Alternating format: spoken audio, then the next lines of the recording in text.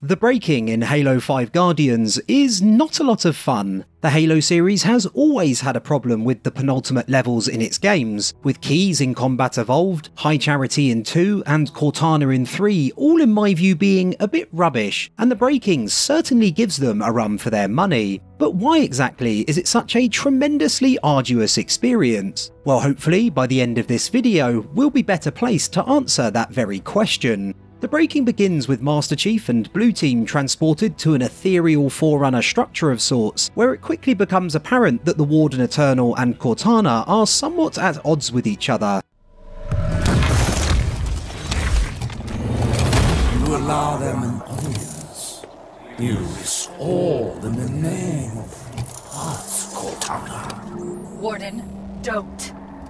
They mean to undo your plans. They will disperse your guardians. Leave, Warden!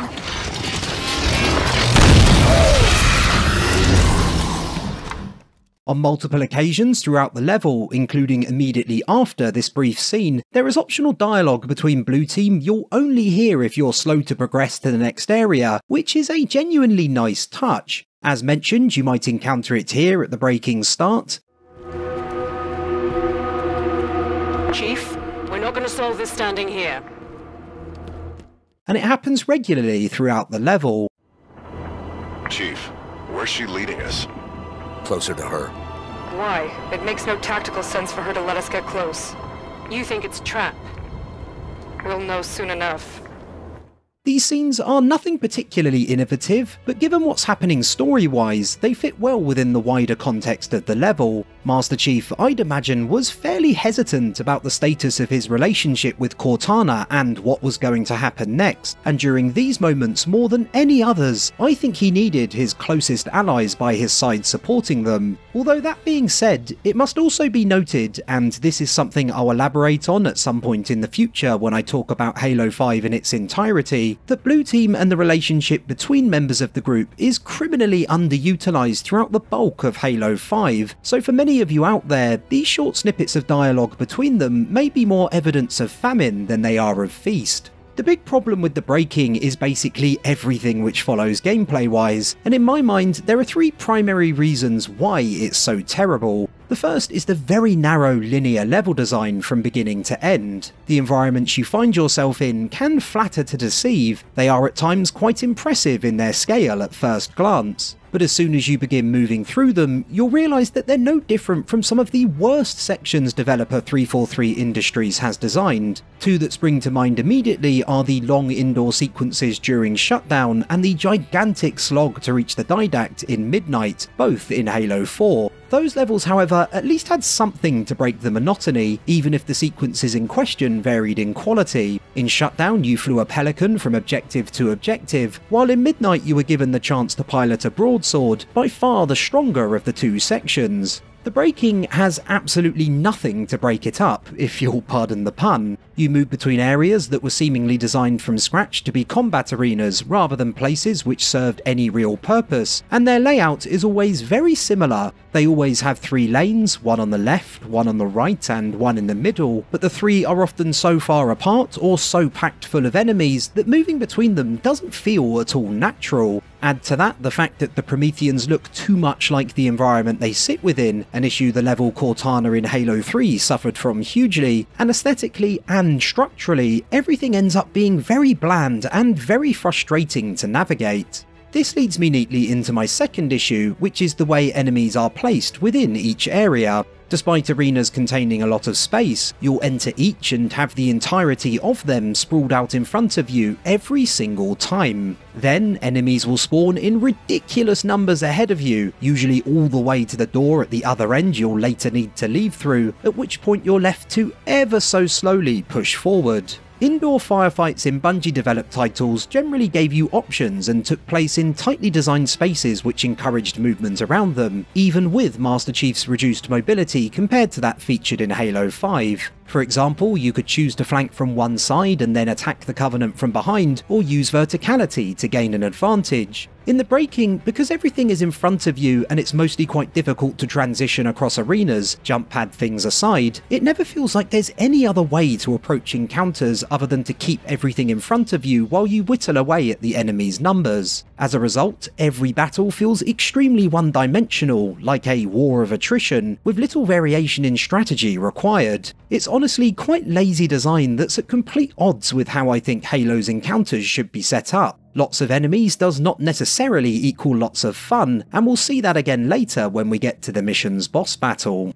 Finally, there's the Prometheans themselves. While these new variants are improved a tad over those featured in Halo 4, the introduction of Promethean soldiers was certainly a welcome one. On the whole, they remain a very unengaging enemy to actually take on. The Covenant are leaps and bounds more entertaining to fight, and even the Flood are in my view a far more preferable adversary. There's little joy to be taken from firing endless streams of bullets into enemies who will teleport at a moment's notice or simply refuse to die, and they lack personality to a staggering degree. Replace them with the Covenant, and I think the mission would immediately become much more tolerable, even if it wouldn't make a whole lot of sense. As it stands, the braking features level design that is sensible in principle but is poorly executed, and too many enemies placed directly in front of you who aren't enjoyable to actually fight, which makes progression a real chore. Fixing even one of these three issues would make a world of difference, but unfortunately they are all present, which means the level is without doubt one of my least favourites in the series to revisit in terms of gameplay.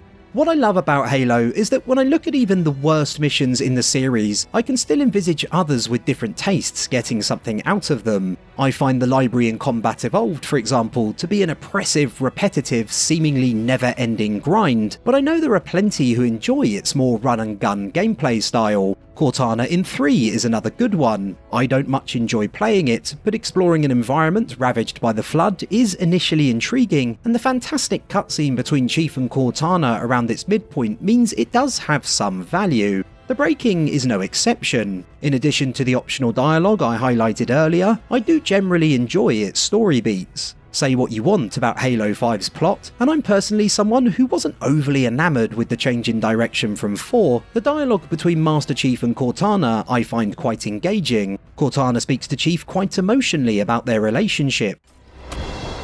John, we were always a great team, you and me. Even if you don't agree with my plans, it's still me, John. Get us safely to you, and then we'll talk.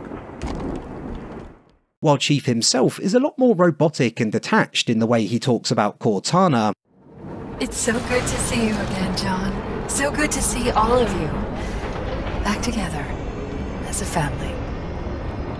Psychological tactics, saying my name, playing nice. What would you have me do? Tell me the truth. How many people died when you called the Guardians here? Excuse me? You know, don't you? The exact body count. That juxtaposition between the man who is emotionally more machine and the AI who displays more humanity is one which 343 really lent into during 4, most notably during Shutdown's opening, and it's great to see that theme continued throughout Halo 5. Another trend the braking doesn't exactly shy away from is the Halo series' obsession with including underwhelming boss fights in its games. The final battle against not 1, not 2, but 3 Wardens is frankly awful. If you thought the Prometheans were annoying to fight due to their incredible ability to eat bullets, then this terrible trio will likely have you tearing your hair out. I suppose it does sort of make sense though, in a twisted way. You fought through a million bullet sponge enemies during the mission, and you then encounter the boss bullet sponge. However, while it could be considered on brand for the level, that doesn't make the encounter any less irritating. You blast and blast and blast until any goodwill the braking had previously managed to generate is completely obliterated, and I really do think it's up there with the worst boss battles in the series. Once the Warden has been beaten back, Master Chief and co are soon confronted by him once again before Cortana intervenes, signalling the end of the braking.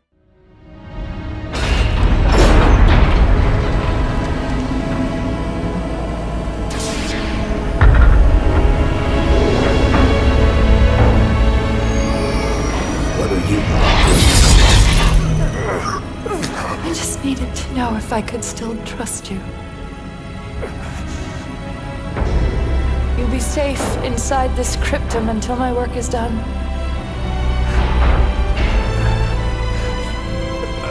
Cortana.